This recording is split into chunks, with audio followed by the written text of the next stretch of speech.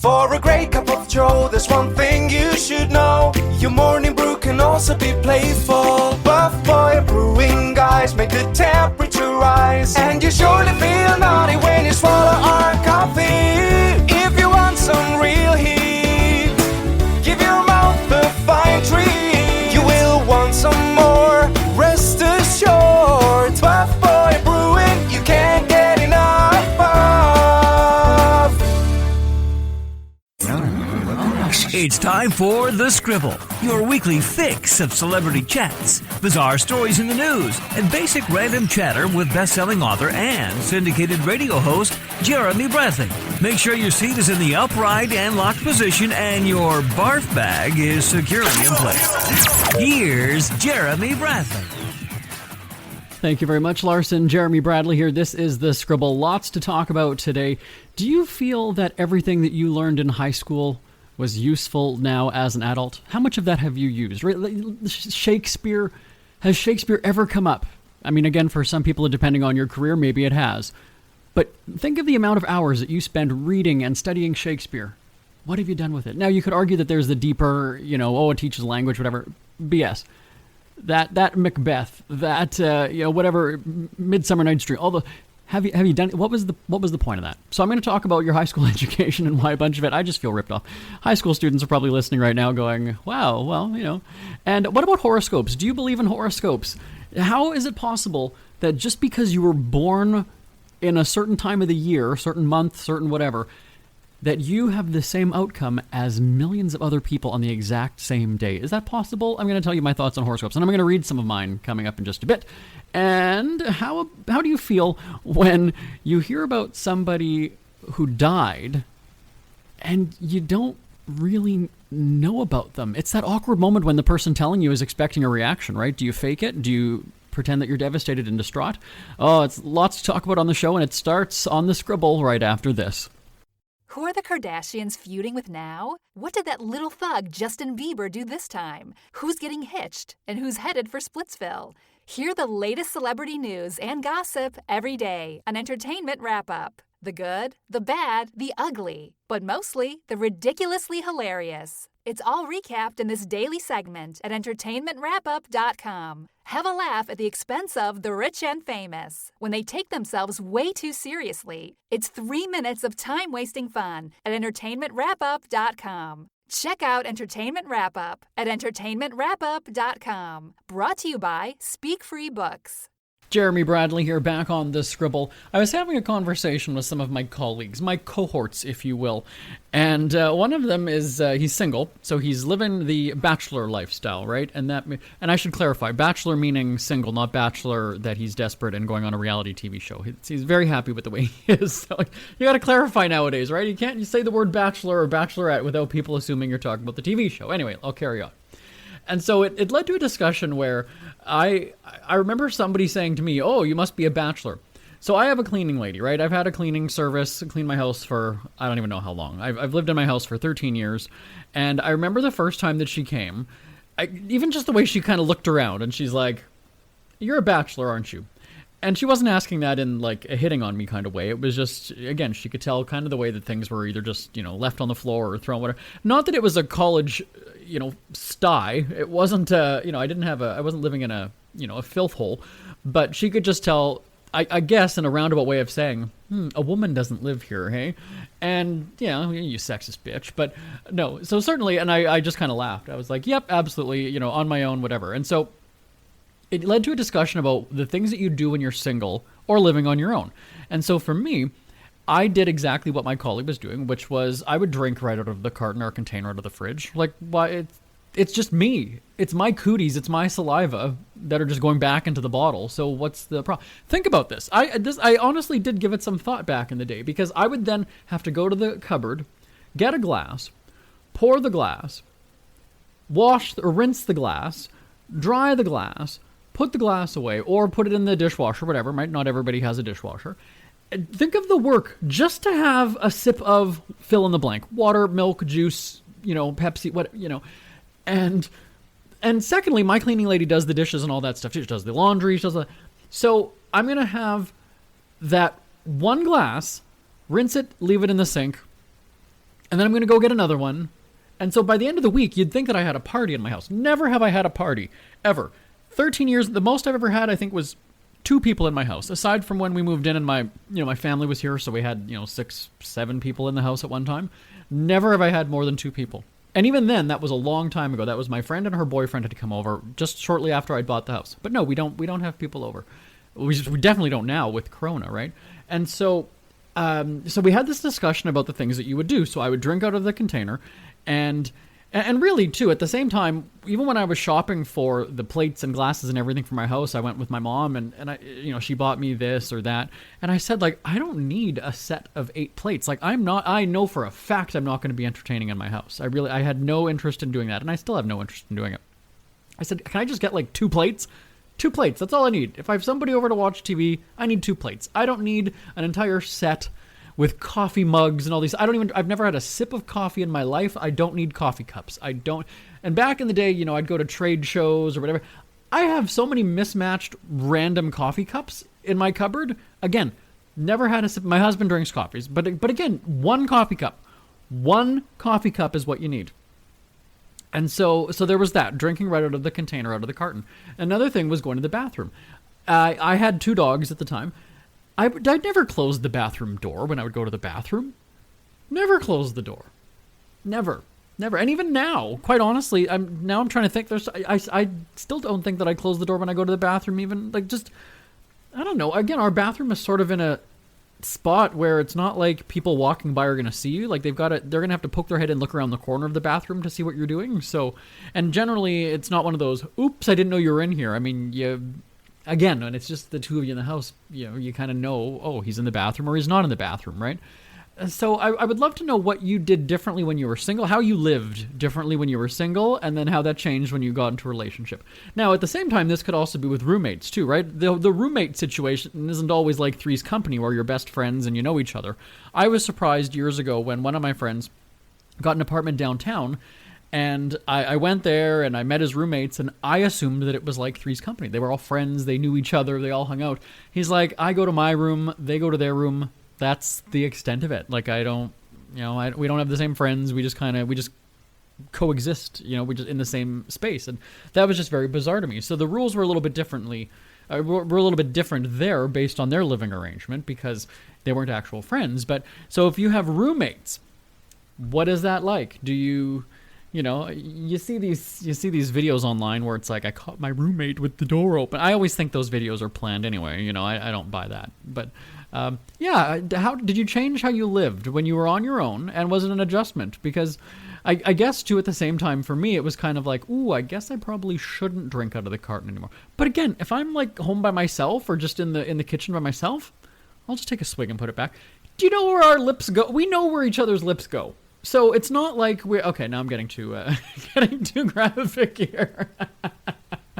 I'm going to get a text in a second from him. You know that, right? Why are you saying that? So anyway, okay, so send me an email, live@jbonair.com, live@jbonair.com. Isn't it crazy that you wait for payday, but before you know it, you're strapped for cash again? It's time to stop blowing your money and become a smart spender with the book, The Official Guide to Being an American Cheapskate at cheapskatebook.com. Learn simple ways to cut costs at home every day and during special times of the year. Don't go broke at Christmas. Don't remortgage the house for a fancy vacation. The book is filled with tips to save you money throughout the year. Check out the best-selling book, The Official Guide to Being an American Cheapskate at cheapskatebook.com or on Amazon and iTunes. Jeremy Bradley here, back on the Scribble. I have a coworker who is obsessed with her horoscope, and I'm not gonna name names, right, Raylene? I'm not gonna name names here on the show.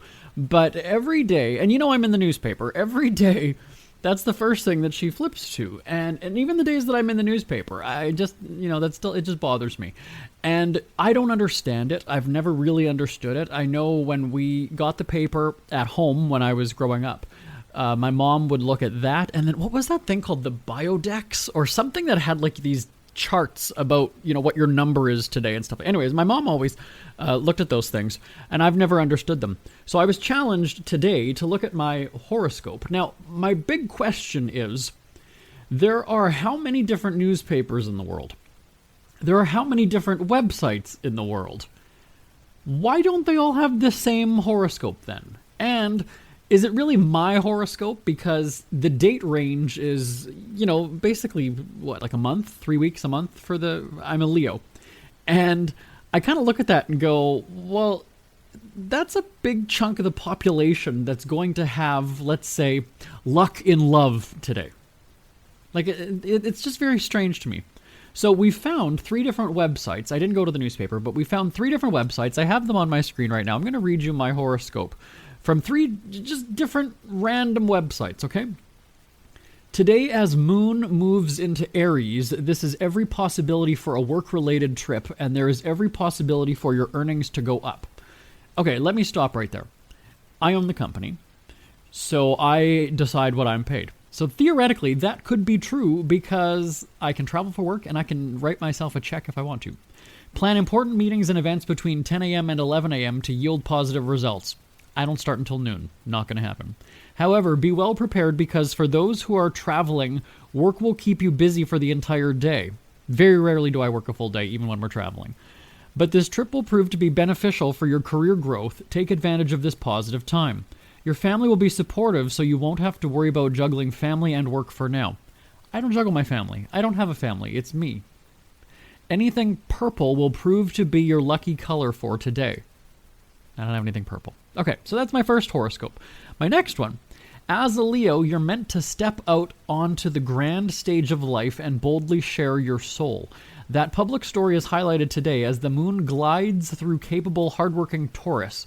The moon spends the day in a square with buoyant Jupiter, which keeps moods uplifted, but could have you overextending yourself towards partnership concerns.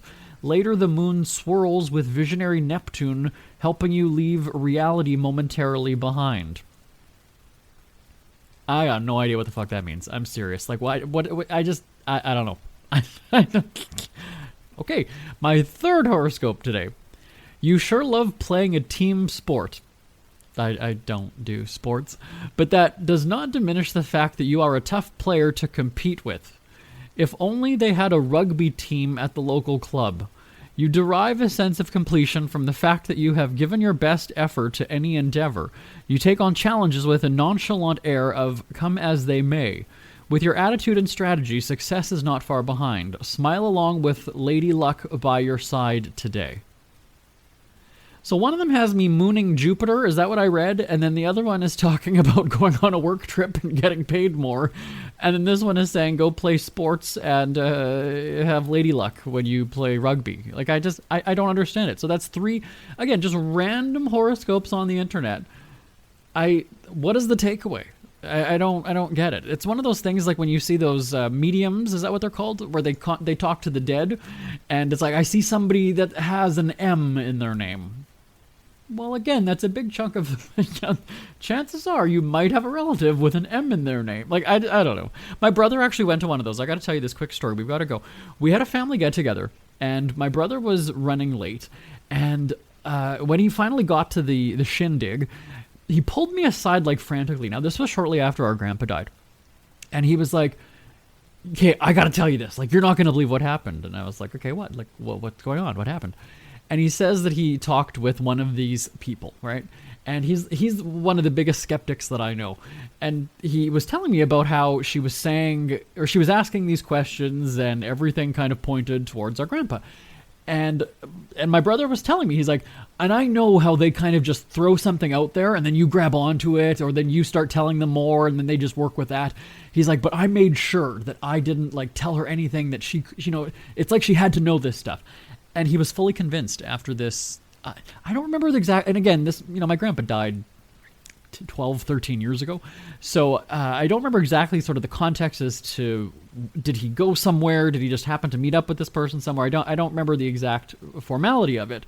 Nevertheless, he was convinced that this whole thing was real, that this woman, either had heard from my grandpa or our grandpa, talked with him, had some sort of sense of that. So, I don't know. Are you a believer? Send me an email. Tell me your thoughts. live@jbonair.com, live@jbonair.com. Do you believe? It's never too early to start thinking about your next holiday. Have you checked out Mexico recently?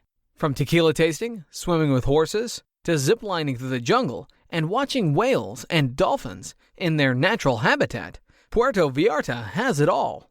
Visit mexico.jbonair.com to see all the fun PV has to offer. That's at mexico.jbonair.com for hundreds of photos, interviews, and videos from around the tourist hotspot. Check out mexico.jbonair.com for all the fun. That's mexico.jbonair.com. Jeremy Bradley here on The Scribble. We've all had those moments where you run into somebody and you can't remember their name, right? Or you recognize them from somewhere, but you're just like, I don't know. It happens to me all the time. We've got a really, really big family that lives out in like a rural area because, you know, my dad's side of the family is all from the farm or from the country or whatever you call it. And we've had so many family get-togethers over the years, whether that's, you know, wedding showers, baby showers, funerals. I mean, in a big Ukrainian-Polish family, those are a big deal, right? And so I've been out at the mall or I've been somewhere where I run into somebody and I'm just like, I recognize them, or they approach me and know who I am and they just start talking about, you know, oh, how's your so-and-so? How's this person? How's that person? So obviously they're legit because they know the people, right? This isn't somebody who's recognizing me from the newspaper or radio or something, and, you know, they know my family members' names. They know that so-and-so just had a baby, right? But for the life of me. And then at the end, it's always like, oh, well, tell your parents I said hi, or, oh, and then, I mean, I have to talk to what I call my mom. Not that I always do let her know, but there's times where I'll be like, she's like got glasses and she's kind of short. And then we have to do this guessing game of who it was. And there was even one time where I actually resorted to going through photos from an event because I couldn't even, if there was a stopwatch going, I swear it would be at least, I would say 7 to 8 minutes. Think about that, though, okay? I'm already almost at 2 minutes just telling this story. If you're rolling your eyes and groaning about how long this story has been already, we're not even at 2 minutes. Go 7 or 8 minutes, and I've challenged people this since I've been on radio when I'm interviewing somebody. 8 minutes is an incredibly long time to talk to somebody that either you don't know anything about or just don't know, period. And so... And I always feel that because they're older, generally these people are, you know, 50, 60, 70 years old, that I'm still the kid. So it's almost kind of like they're going to be asking me a bunch of questions. I don't know that me as the younger person, it's my place to go and say, well, how are your grandkids? Because I always just kind of, maybe that's just me. And so, yeah, I've resorted to actually like going through pictures and trying to pinpoint who this, I'm looking through the crowd shots going, no, I don't see that. Because again, it's somebody who I've seen time and time and time again, but for the life, because do you know what I mean? Like we had a lot of these when I was a teenager, these family events and things. So as a teenager, I mean, you're always looking at them as the old people. Like, I don't know, they're just the relatives from out of town. They're just, I don't know who they are. As an adult, now I feel sort of bad that I don't know who they are or their name, because they're taking a genuine interest in my family and my life and things like that. So then I'm going to take this one step further because this truly did happen the other day and I really feel like a dick. My mom had called. I shouldn't be laughing, but it's funny. Because it's also in the reaction and I totally looked like a heartless jerk. So my mom had called me and I'm not going to even name who it was because then, you know, people who might know. She's like, you know, so-and-so died. And there was this silence on the phone because I don't know if she was expecting me to go, oh my God, no way, that's terrible. The pause, in all reality, was me thinking, that name doesn't even sound familiar to me. And again, this is terrible because somebody died. I'm such a dick. My eyes are watering. So she just drops this bombshell when she calls me. There you are. We're at 4 minutes now, by the way. So if you're timing the whole 8-minute mark. So my mom tells me that so-and-so died. The pause is me sitting there going, I'm jogging my brain going, is that a family member? Is that a coworker? I don't know who this is. What's worse yet, though? What's worse yet is that she even explained who the person was, and I still had no idea.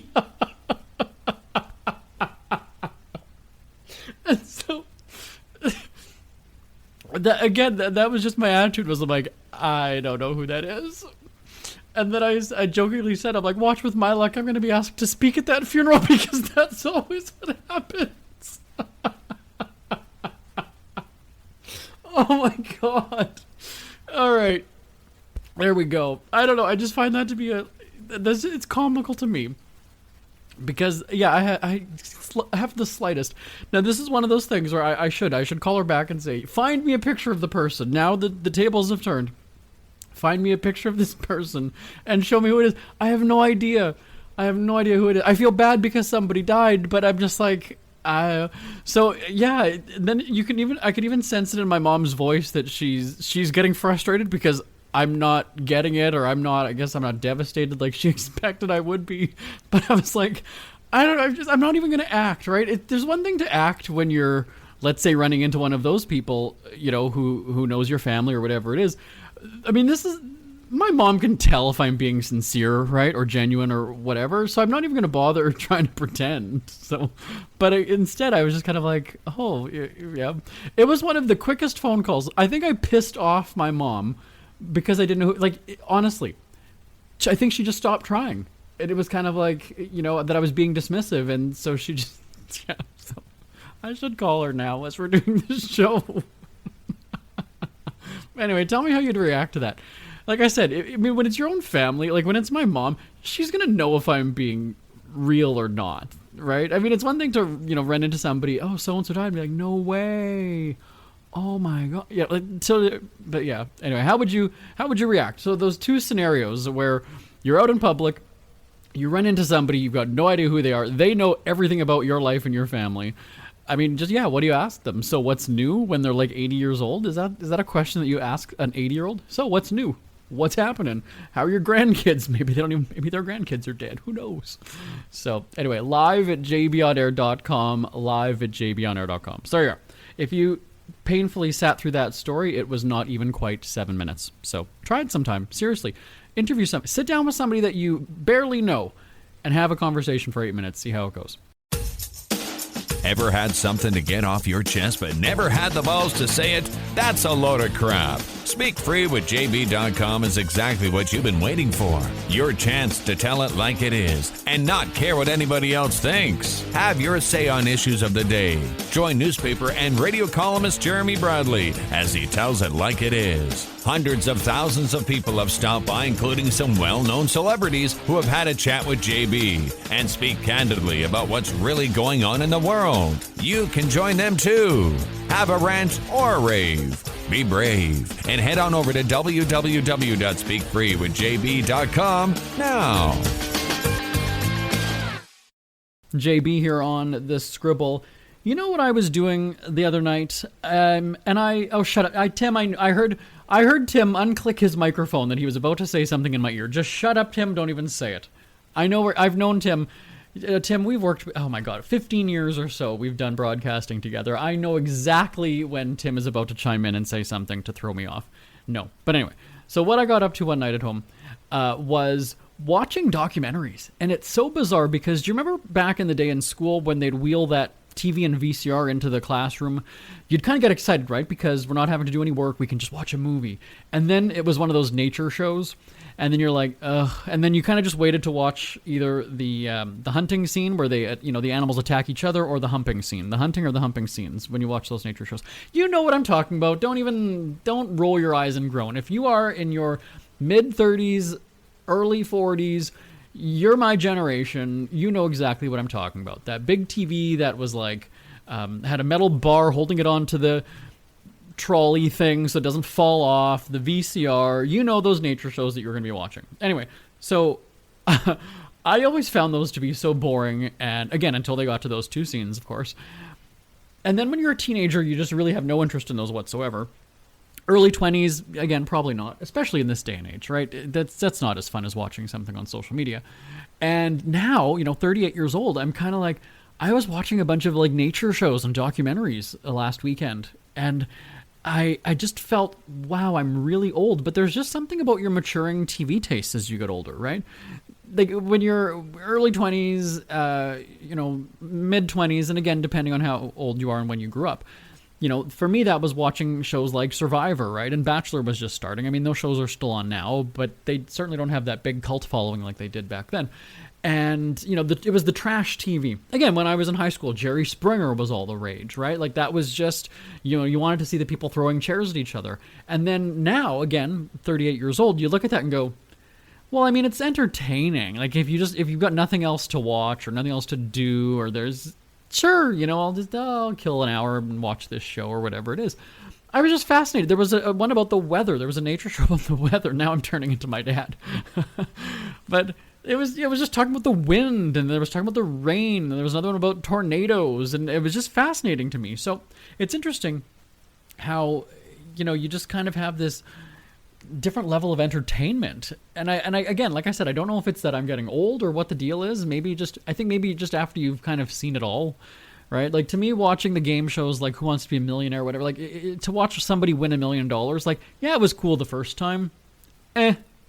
Now, quite honestly, if I watch a show like that, or The Wall, or Supermarket Sweep, or Card Sharks, like any of those other primetime game shows, I fast forward it through the conversation where they're getting to know the contestants. I don't give two shits about the contestants.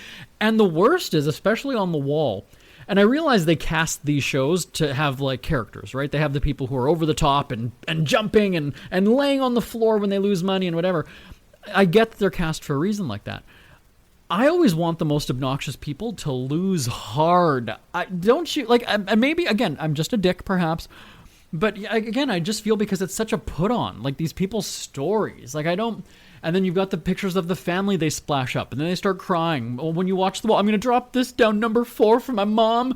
She had cancer 4... and it's just... I mean, I'm not making light of cancer, but my point is like, there's just this weird connection. You're like, just drop the ball. I want to see you either win money or lose money. That's why we're here. No different than the people that were on Survivor back in the day, right? You had Rich, Sue, and then that old guy, Rudy... like those were characters. You actually cared about those people. Think about when Survivor ends now. It's been a while since you've seen Survivor. Can you name 3 of the people that were on the last season? Email me. Tell me, without Googling, without, Wikipedia, whatever. Email me if you can name the last Survivor series 3 people that were on the show. live@jbonair.com. live@jbonair.com. Because it's just, you're a dime a dozen at that point. And so, anyway, so my maturing TV taste is what I'm talking about now. Is that I was wanting to learn something. I was fascinated by these little nuggets of information, tidbits. Will I ever use this information in real life? Probably not. So much like the stuff I was taught in high school. But we're not even going to get into that discussion. Do we have time for that one too? Oh, I think I've talked about that on the show. Did I talk about that? Where I went through a bunch of my old high school work. I still have, I'm one of those people that I've got a filing cabinet. The 2 bottom drawers in my home office have all of my work from junior high through high school. And I randomly just went to like the math folder, and then the geography or the history one was the one that I looked at. And I just remember going, first of all, I don't remember learning any of this shit. And I haven't used any. And then the Shakespeare one, too. I was so pissed off because I loved English, right? I was a writer. I became a writer. I'm a best-selling author, for Christ's sake. I was a best-selling author. I was longing to learn about grammar. How big of a nerd was I, where I'm sitting there going, oh, please, let's diagram sentences. Please, let's do compound words. Please, let's do... But instead, we were learning fucking Shakespeare. We were learning Shakespeare. How often... And now, again, I want anybody who has graduated in the last 20, 25 years, tell me, and unless you have some sort of literary career where you teach Shakespeare, how often has Shakespeare come up in your regular life? Real life. How often do you quote Shakespeare? Unless you were on a game show and that was the $10,000 question, sure. Shakespeare, I had to read those god-awful books that made no sense to me in a language that we don't use and nobody has for many years to come. And the way people bastardize English now, we ain't going back to Elizabethan, Shakespearean. We're not going back there. People can barely spell the basic words. How many people do you know who know the difference between lose and loose? Or when you watch The Bachelor, Matt and I's relationship. No. You guys's. No. I like learning things with documentaries now. We hear you chirping. Get scribbling. Tweet up The Scribble at The Scribble Show. Join the discussion with Jeremy Bradley. It's all going down right now on Twitter at The Scribble Show and at thescribbleshow.com. Jeremy Bradley on The Scribble. The email address live@jbonair.com. Talk to you next week. Bye-bye for now. Want more Scribble? Check out thescribbleshow.com for past shows, celebrity interviews, cheapskate tips, and more. That's at thescribbleshow.com and on Twitter at The Scribble Show. The Scribble is a speak-free media presentation. If you want some real heat,